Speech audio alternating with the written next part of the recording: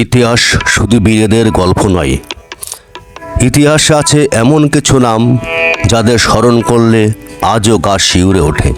ক্ষমতা যখন মানুষের হাতে পড়ে তখন সে হতে পারে মহান নেতা, আবার সেই ক্ষমতায় তাকে বানিয়ে দিতে পারে নির্মম দানবে।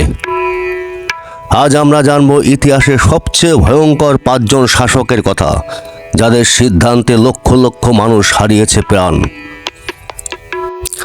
বিশ্ব ইতিহাসের সবচেয়ে ঘৃণিত নামগুলোর মধ্যে একটি হল অ্যাডলফ হিটলার।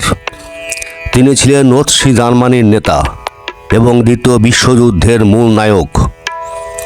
হিটলারের নেতৃত্বে ঘটে যায় ভয়াবহ এক ঘটনা, হলোকস্ট, যেখানে প্রায় 60 লক্ষ ইহুদিকে হত্যা করা হয়। শুধু তাই নয়, তার যুদ্ধের কারণে মারা যায় প্রায় 7 কোটি মানুষ। তার বিশ্বাস ছিল একটি শুদ্ধ জাতি তৈরি করা, আর সেই ভয়ঙ্কর ধারণার জন্য পুরো পৃথিবীকে মূল্য দিতে হয়েছিল।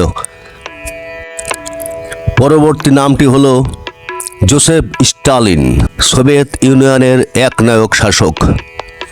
তার শাসনামলে লক্ষ লক্ষ মানুষকে পাঠানো হয় গুলাগে, যেখানে মানুষকে শ্রম দিয়ে মৃত্যুর দিকে ঠেলে দেওয়া হতো। স্টালিনের গ্রেট পার্স অভিযানে নিজের দলের লোকদেরও হত্যা করতে দ্বিধা করেন নাই তিনি।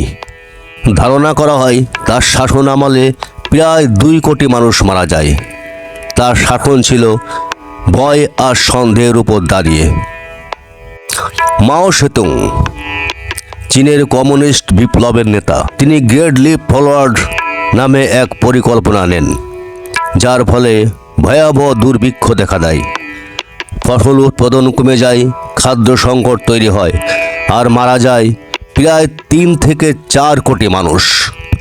এছাড়া তার কালচার রেভলিউশনে শিক্ষক, বুদ্ধিজীবী সহ অসংখ্য মানুষ নির্যাতিত হয়।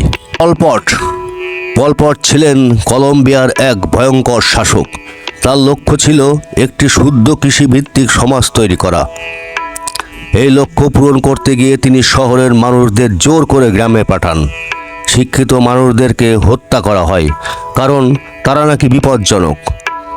মাত্র 4 বছরের শাসনে প্রায় 20 লক্ষ মানুষ মারা যায়, যা দেশের মোট জনসংখ্যার প্রায় 1/4।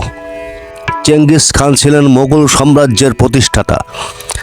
তিনি ছিলেন এক অসাধারণ যোদ্ধা, কিন্তু একই সাথে তিনি ছিলেন ভয়ঙ্কর ধ্বংসকারী। তার অভিযানে অসংখ্য শহর ধ্বংস হয়, লক্ষ লক্ষ মানুষ নিহত হয়। অনুমান করা হয় তার কারণে প্রায় 4 কোটি মানুষ মারা যায়।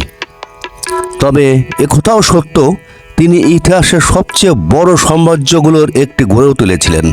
আপনার মতে ইতিহাসের সবচেয়ে ভয়ঙ্কর শাসককে কমেন্টে জানাতে ভুলবেন না। ভিডিওতে ভালো লাগলে লাইক দিন, শেয়ার করুন আর সাবস্ক্রাইব করতে ভুলবেন না।